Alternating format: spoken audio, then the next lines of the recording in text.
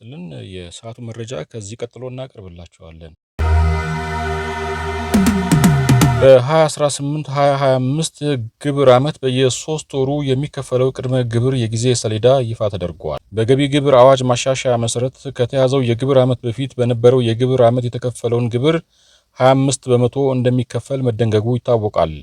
በማሻሻያ አዋጁ መሰረት ገቢዎች ሚኒስቴር የ2018 ወይም 2026 ግብር ዓመት ዓመታዊ ትርፍ ግብር የ2018 ወይም 2026 ግብር ዓመት ዓመታዊ የትርፍ ግብር በየሩብ ዓመቱ ወይም በየ3 ወሩ በማሳወቅ የሚከፈልበት የጊዜ ሰሌዳ አሳውቋል። በዚህም መሰረት በኢትዮጵያ የጊዜ ቀመር ለሚጠቀሙ ሂሳባቸውን ሰኔ 30 ለሚዘጉ ግብር ከፋዮች የመጀመሪያው ሩብ ዓመት የመክፈያ ጊዜ ከየካቲት 1 እስከ የካቲት 30፣ ከሐምሌ 1 እስከ መስከረም 30 የተቀነሰ 3 በመቶ ቅድመ ግብር ወይም ዊዝ ሆልዲንግ በዚህ ወር ከሚከፈለው ክፍያ ላይ ተቀናሽ ይደረጋል። የሁለተኛ ሩብ ዓመት የመክፈያ ጊዜ ከግንቦት 1 እስከ ግንቦት 30፣ ከጥቅምት 1 እስከ ታህሳስ 30 የተቀነሰ 3 በመቶ ቅድመ ግብር ወይም ዊዝ ሆልዲንግ በዚህ ወር ከሚከፈለው ክፍያ ላይ ተቀናሽ ይደረጋል።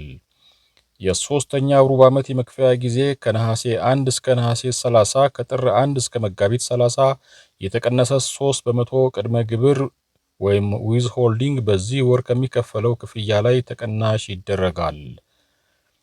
በ2019 ከሐምሌ 1 እስከ ሐምሌ 30 አጠቃላይ የ2018 ግብር ዓመት የትርፍ ግብር ቀድመው የከፈሉትን በመቀነስ ቀሪውን ይከፍላሉ። በትርፍ የተከፈለም ካለ ተመላሽ ይጠይቃሉ። በግሪጎራውያን የጊዜ ቀመር ለሚጠቀሙ ወይም ሂሳባቸውን ዲሴምበር 30 ለሚዘጉ ግብር ከፋዮች የመጀመሪያውን ሩብ ዓመት የመክፈያ ጊዜ ኦገስት 1 እስከ ኦገስት 30፣ ጃንዋሪ 1 እስከ ማርች 30 የተቀነሰ 3 በመቶ ቅድመ ግብር ወይም ዊዝ ሆልዲንግ በዚህ ወር ከሚከፈለው ክፍያ ላይ ተቀናሽ ይደረጋል። የሁለተኛው ሩብ ዓመት የመክፈያ ጊዜ ኖቬምበር 1 እስከ ኖቬምበር 30፣ ከኤፕሪል 1 እስከ ጁን 30 የተቀነሰ 3 በመቶ ቅድመ ግብር በዚህ ወር ከሚከፈለው ክፍያ ላይ ተቀናሽ ይደረጋል። በ2026 ጃንዋሪ 1 እስከ ኤፕሪል 30 አጠቃላይ የ2025 ግብር ዓመት የትርፍ ግብር ቀድመው የከፈሉትን በመቀነስ ቀሪውን ይከፍላሉ። በትርፍ የተከፈለም ካለ ተመላሽ የሚጠይቁ መሆኑን ሚኒስቴር መስሪያ ቤቱ ያወጣው መርሃ ግብር ያመለክታል። ተሳፋሪውን በመግደል የተሰወረውን አሽከርካሪ በቁጥጥር ስር መዋሉን የአዲስ አበባ ፖሊስ ጠቅላይ መምሪያ አስታወቀ። ሐምሌ 5 ቀን 2017 ዓ.ም በቦሌ ክፍለ ከተማ ወረዳ 1 ቦሌ ሚካኤል አካባቢ ከቀኑ 11 ሰዓት ከ45 ላይ ሚካኤል ውቤ የተባለ ወጣት ሕይወቱ አልፎ ይገኛል። የወጣቱ መሞት መረጃ የደረሰው የአዲስ አበባ ፖሊስ ጠቅላይ መምሪያ የምርመራ የቴክኒክና የክትትል ቡድንን ወደ ስፍራው በመላክ ልዩ ልዩ ማስረጃዎችን ያሰባስባል።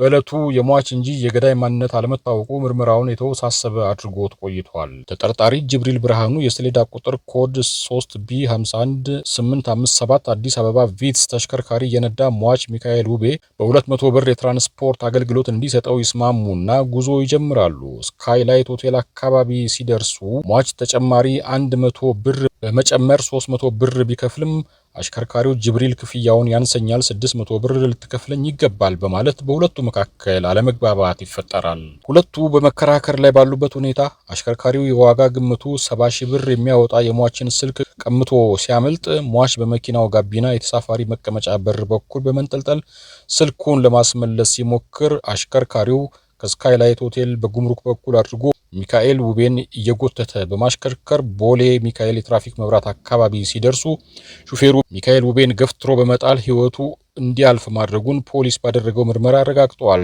ተጠርጣሪው ጅብሪል ብርሃኑ ድርጊቱን እንዴት እንደፈጸመ ከተያዘ በኋላ መርቶ አሳይቷል። የምርመራ መዝገቡ እንደሚያስረዳው ክትትሉ በቀጠለበት ሁኔታ ሟች ከአትላስ አካባቢ በቪትስ መኪና ተሳፍሮ የሄደ ስለመሆኑ ከወንጀሉ ስፍራ የተገኙ ልዩ ልዩ ማስረጃዎችን መነሻ በማድረግ በተደረገ ምርመራ ተረጋግጧል።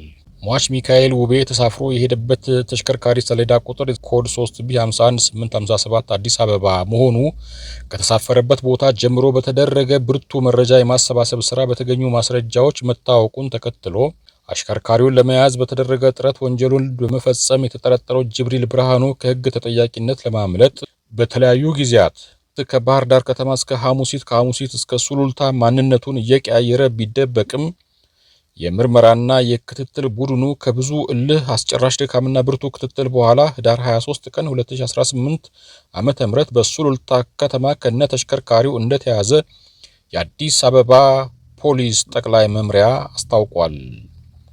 ሰዎች የግል ትራንስፖርት ወይም በኪሎሜትር ርቀት ክፍያን የሚጠይቁ የታክሲ አገልግሎትን ለመጠቀም ሲፈልጉ በአገልግሎቱ መተግበሪያ መገልገል እንደሚገባቸው፣ ነገር ግን ከመተግበሪያው ውጪ የሚደረጉ ስምምነቶች ለጭቅጭቅ አልፍ ሲልም ለወንጀል የሚያጋልጥ ስለሆነ አገልግሎቱን የሚሰጡም ሆነ ተገልጋዩ ማህበረሰብም ጥንቃቄ ሊያደርግ እንደሚገባ የአዲስ አበባ ፖሊስ ጠቅላይ መምሪያ መልእክቱን አስተላልፏል። ዘገባው የኢንስፔክተር መቤት ሀብታሙ ነው።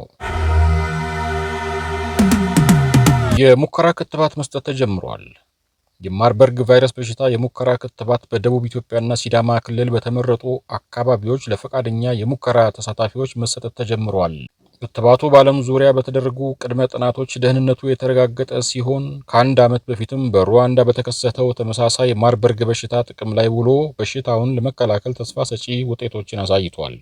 ክትባቱ በቅድሚያ ተጋላጭ ለሆኑ ጤና ባለሙያዎች እንዲሁም በቫይረሱ ተይዘው ከነበሩ ሰዎች ጋር ግንኙነት ለነበራቸው በፈቃደኝነት ለሙከራ ጥናቱ ተሳታፊዎች የሚሰጥ ሲሆን ሂደቱም በዓለም ጤና ድርጅትና በኢትዮጵያ የምግብና መድኃኒት ባለስልጣን መመሪያዎች መሰረት ደረጃውን ጠብቆ እንደሚከናወን ታውቋል። የተከበራችሁ ውድ አድማጮቻችን የሰዓቱ ዜና ይሄን ይመስላል። ከሰዓቱ ዜናዎች ጋር አብራችሁን ስለቆያችሁ ከልብ እያመሰገንኩኝ የሪያሊቲ ሚዲያ ዩቲዩብ ቻናልን ሰብስክራይብ በማድረግ አዳዲስ የሀገሩና የውጭ መረጃዎችን ማግኘት ይችላሉ እያልኩኝ በሌላ ዜና እስክንገናኝ ቸር ቆዩ።